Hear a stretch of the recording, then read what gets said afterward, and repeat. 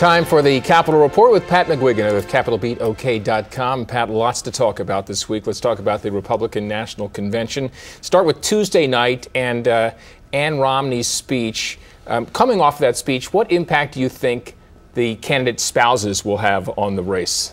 Interesting question. And you know, eventually we're going to accept that they have an impact. And they always have, the wives in the future, maybe the husbands of presidents.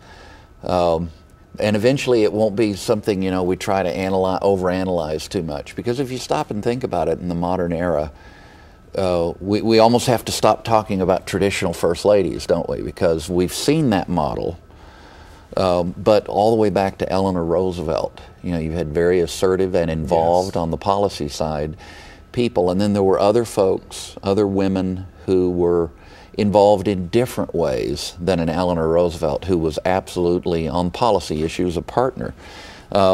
Think back to Rosalyn Carter, think back to Betty Ford, and Nancy Reagan, who of course most of her involvement was behind the scenes, but it was very clear from early in Reagan's presidency that it was very powerful. Barbara Bush, Laura Bush, both in different ways very involved and engaged, and of course Hillary Clinton and Michelle Obama, the current occupant of that position. So it's an informal position, but the old expression among historians is the last one to whisper in the monarch's ear at night is a very important person, and that remains the case. And to get back to the specifics, Michelle Obama will be an important player in this campaign, and Ann Romney absolutely knocked it out of the ballpark. It was a gracious, beautiful speech in many ways, and it was intriguing, and you don't know how much of this was thought through or if it's just an extension of who she is, presumably a little bit of both. But for the wife of the conservative Republican nominee to make the subject of her speech love, it's the kind of thing Americans kind of want to hear these days. Kinder, gentler, if you will, and at the same time very effectively delivered.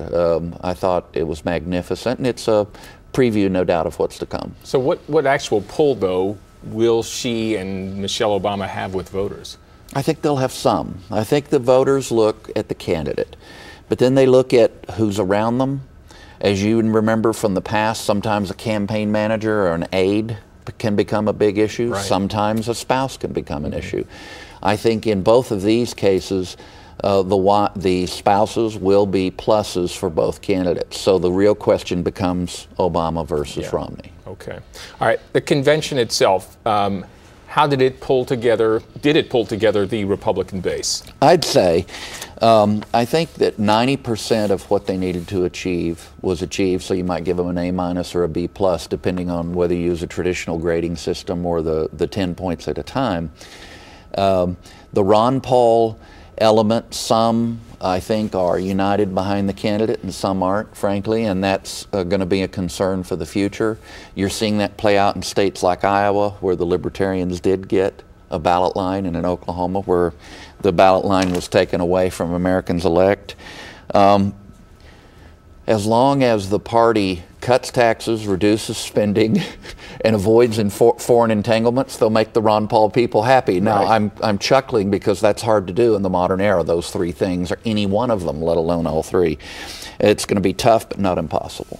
All right, in our remaining time, your thoughts on candidate Romney's speech and then on Paul Ryan's speech. I thought Romney's speech was authentic, disarming, personal.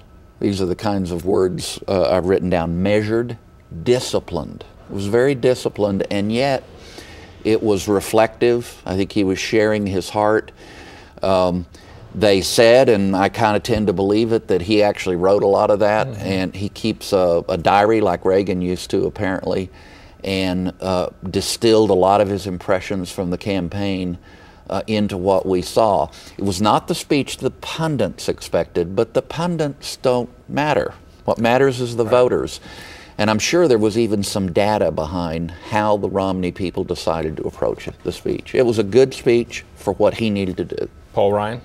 Ryan hit a home run, and the sign that he hit a home run in terms of attitude and posture and, you know, doing what vice presidents do. He's the attack dog, just Yes. like Biden is on the other side.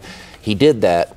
And then the sign that it was effective was how quickly they were parsing every single sentence, to the point that, okay, maybe some of his stuff was shaky if you go, you know, if you go War and Peace type level of analysis. But on the other hand, it was a blunt distillation of the Republican case against President Obama, and the sign of its effectiveness is how the nitpicking began immediately, and it's still going on, but people are still giving Paul Ryan pretty high grade for the speech.